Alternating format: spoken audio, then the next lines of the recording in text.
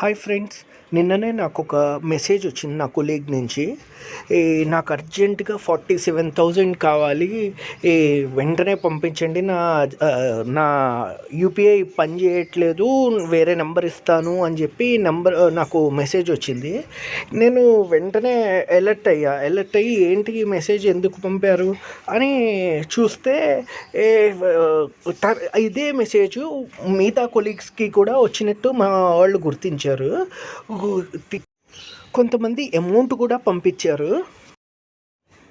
అయితే ఇది ఎలా జరిగింది అని చూస్తే, మా కొలీగ్కి అంతకుముందు ఒక మెసేజ్ వచ్చింది, మీ వాట్సప్ వేరే ఫోన్లో లాగిన్ అవ్వడానికి ట్రై చేస్తున్నారు అని ఒక మెసేజ్ వచ్చిందండి. ఎస్ ఆర్ నో అనే ఆప్షన్స్ అడిగితే తను నో అని ఎంటర్ చేశారు. అయితే అక్కడే పెద్ద పొరపాటు జరిగింది.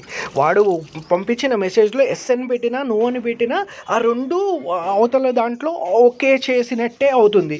దాంతో ఎవరికైనా ఇలాంటి మెసేజ్లు వచ్చి మీ వాట్సాప్ వేరే చోట ఇన్స్టాల్ అయింది అంటే రెస్పాండ్ అవ్వకండి.